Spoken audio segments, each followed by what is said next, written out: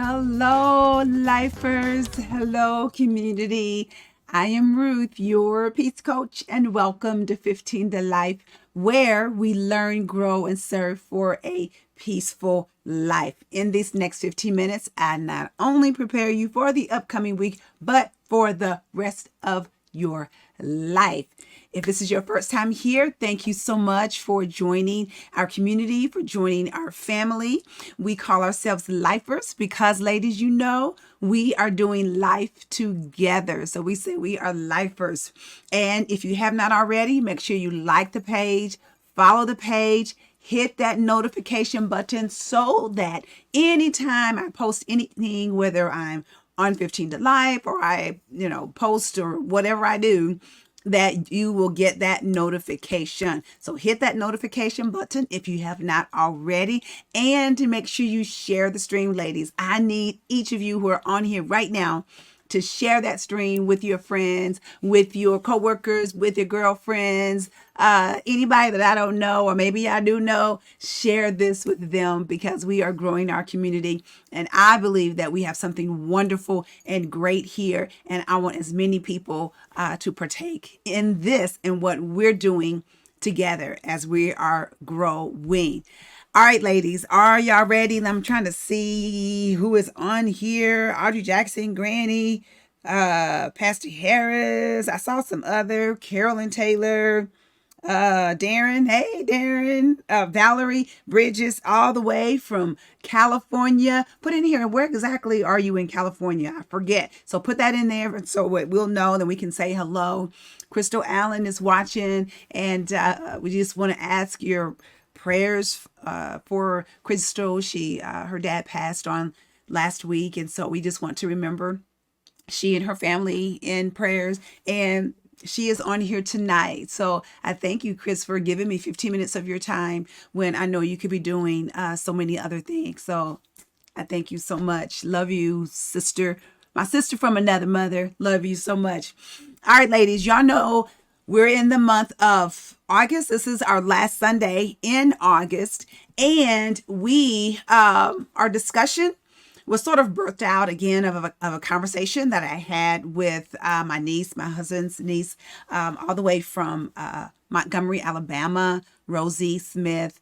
And she had talked about transitioning from her job as a reporter to now working in the communications department at her church. So we were talking about transitions, and so it just kind of hit me, and it seemed like it hit you, a lot of you ladies. And so I just kind of wanted to roll with that a little bit.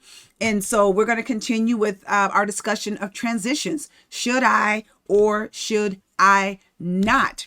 And here is a beautiful quote on transitions. It says, transitions are almost always signs of growth, but they can bring feelings of loss. To get somewhere new, we may have to leave somewhere else behind. And that was Mr. Rogers said that. Y'all know I love me some Mr. Rogers. And so we always like to define again, what is transition? What is transition? It's the process or period of changing from one state or condition to another. The process or a period of changing from one state or condition to another. And I use this example of, you have ice, it's a solid state, and then it can change to, when it melts, it changes to water. And that's a liquid, and then it changes to a gas as it evaporates. So we're thinking about, that's a good example to me of what transition is. Now, last week, we talked about bad transitions. And I know that all of us have made a bad transition. If you've made a bad transition in your life, put that in the comments, because I want to know, what is that bad transition that you made? And maybe when you put that in there, it's going to help somebody else. And they'll be like, oh my goodness, I had that same bad transition as well. Maybe, you got a great job offer and you thought, oh, this is going to be the best job in the whole world. And you took that job, and when you got it, it was terrible. It was a bad transition. I've been there before. Or maybe you had that really nice boyfriend. He was really nice and treated you well, but maybe he was a little bit nerdy or something. And then you met this bad boy, and he was, rode a motorcycle or whatever, and gruff around the edge, and you thought, ooh, let me transition to him. And then when you got him, you was like, oh my God, that's a horrible transition. I should have stayed with the other guy. And that saying, I just thought about this, the grass is not always greener on the other side. And what's the other saying? A bird in the hand is worth two in the bush. Like sometimes you need to keep what you got, because instead of going for something else, those are some bad transitions. And I know we've all been there and made these bad transitions. I'm trying to see, ladies. Oh, there's a lot of comments on here. Let's see here. Anybody I need? Okay. Valerie says she's in San Diego. I heard that it's beautiful, and I heard it's hot all the time. And I think it's Southern California, if I'm not mistaken, right near the Mexico border. Correct me if I'm wrong, Valerie, but I heard it's beautiful down there. All right. So tonight, though, because we're enough about bad transitions. We've all been there. We've all made these bad decisions. Been there, done that. If you've been there, done that, give me some clapping hands, or just say hashtag been there. Hashtag been there. But tonight we are going to talk about good transitions. Good transitions. And yes, I did that. Oh yeah. Y'all know I love my movies, and I love me some Willy Wonka. I love that, when the Baruka and all those people are being like, those kids are being so bad. And he's just like, stop, don't, love me some Willy Wonka. I can watch that movie every time it comes on. But good transitions, that's what we're going to talk about. And so when we're talking about good transitions, ladies, y'all know, let me give you this quote that I found, and I thought it was so great before I move on. And it says this, it says, she knew this transition was not about becoming someone better, but about finally allowing herself to become who she'd always been. I'm going to read that again. She knew this transition was not about becoming someone better, but about finally allowing herself to become who she'd always been. And I tell you, ladies, the reason why I love that quote is because sometimes when we're thinking about transitions, we tend to think about changing jobs, changing relationships, moving from one state to another, those sorts of things. But sometimes a transition is just allowing yourself to be who you are. Maybe you've hidden who you are because you were afraid that if they knew how I really was, or who I really was, that I would be rejected.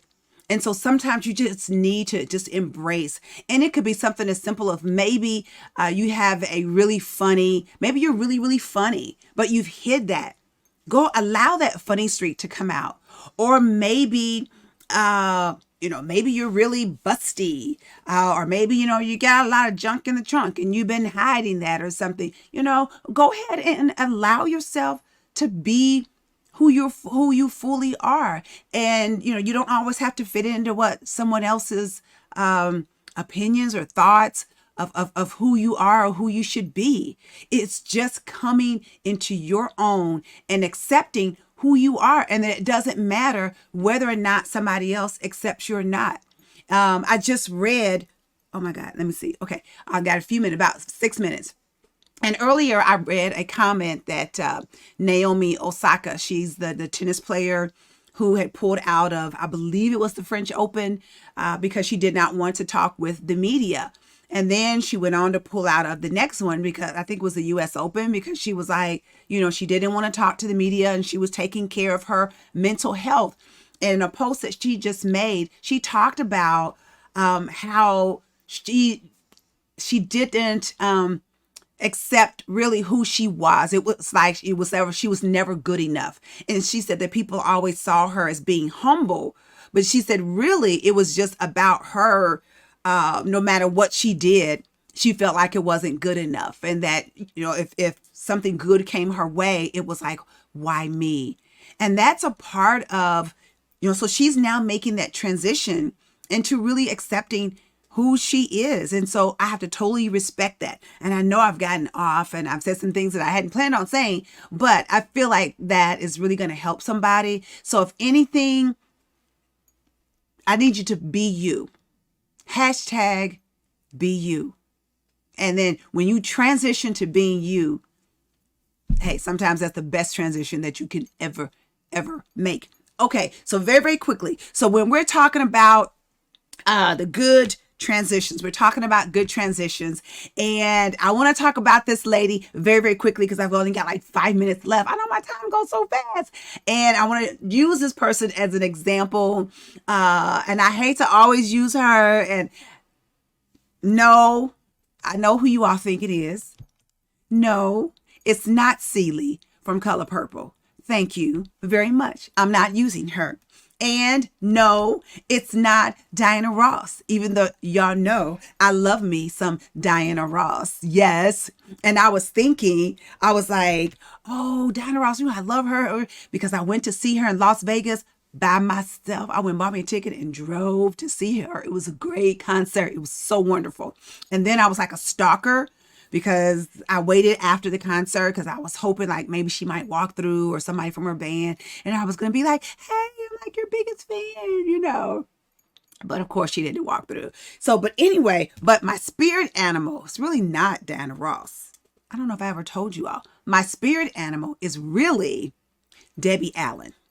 I love Debbie Allen. She's a choreographer, which I love. She's a dancer. She's actress, all kinds of things. She has her Debbie Allen Dance Academy. Love me some Debbie Allen. And I'm going to meet her one day, just like I'm going to meet Diana Ross.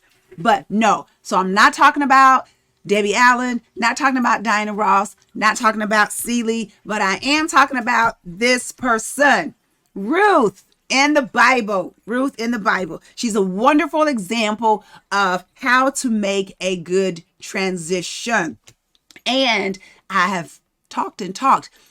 I encourage you to read the book of Ruth. It's only 4 chapters. You could probably read it in one setting, but it's such a great book and has so many great nuggets about life. And one of the great things about Ruth, when we're talking about her and making her transition a good transition, one of the most important things about Ruth was that she had a great mentor. Ruth 1:3 says, now Elimelech, Naomi's husband, that's her mother-in-law, died and she was left with her 2 sons. They married Moabite women, one named Orpah. And I don't know if you all know this, but Oprah, her name was really supposed to be Orpah, but they spelled it wrong and they spelled it Oprah, but it was really supposed to be Orpah. But anyway, and the other Ruth, and they had lived there about 10 years. And so Ruth had let me go back. Sorry. Ruth had a great mentor in her mother-in-law. I'm sure her mother-in-law mentored her when her husband had died, because remember, Naomi's husband had died. And so when Ruth's husband died, she probably helped her through that. I'm sure she was instrumental in Ruth becoming a Jew because she was a Moabite woman. And so very, very quickly, I want to encourage you ladies to get a mentor. Get somebody who you know you can trust. Has to be built on love and trust. Somebody that you know is going to have your best interest at heart. Somebody who you know that even when they tell you something that you don't want to hear, you know it's the right thing. You know it's the right thing. So get you a great mentor. So if you want to have a great transition or good transition, get you a good mentor. They will help push you in the right direction. And the other thing is that she was sure of what she wanted. I got to read this very fastly. It says, but Ruth replied, many of y'all know this, don't urge me to leave you or to turn back from you. Where you go, I will go. And where you stay, I will stay. Your people will be my people and your God, my God. Where you die, I will die, and there I will be buried. May the Lord deal with me, be it ever so severely, if even death separates you and me. Y'all know I want to say, nothing but death can keep me from it, right? Y'all know, okay. And when Naomi realized that Ruth was determined to go with her, she stopped urging her. So she was sure of what she wanted. She knew what was on the other side. She knew that she was going to a land that those people probably would not like her, would not accept her, because she was a Moabite. They were Jews. Moabites and Jews did not like each other, even though they were distant cousins. They didn't like each other. And so she was going to a place where she was probably not going to be accepted, but she knew that in advance. So she was sure. She was telling Naomi, where you die, I'm going to die. Where you go, I'm going to go. Your people are going to be my people. She was sure of that. So you need to be sure. I got like, give me 10 extra seconds. And then here is the last one, is that she worked hard even though it wasn't easy. And Ruth the Moabite said to Naomi, let me go to the fields and pick up the leftover grain behind anyone in whose eyes I find favor. And so she worked hard even though she knew that it was not going to be easy. So ladies, my time is up. And I want to encourage you to make that good decision. When you're making those good transitions, you got to have a good mentor. You got to know what's on the other side. You got to be assured of that. And you got to work hard. Just because you make that good transition doesn't mean it's going to be easy. You got to work for it. All right, ladies, that is it. I love you to life. Oh, next week, I will not be on here. I am taking a break because it's a holiday. It's Labor Day, and I've got family that's coming over, and I'm going to be hanging out with family, and I want you to do the same thing. And so I will not be on here next week, but I will be back on the following week. All right, ladies, I love you to life, and you have a wonderful, peaceful week. I love you. I believe in you. I believe in your dreams. Bye-bye.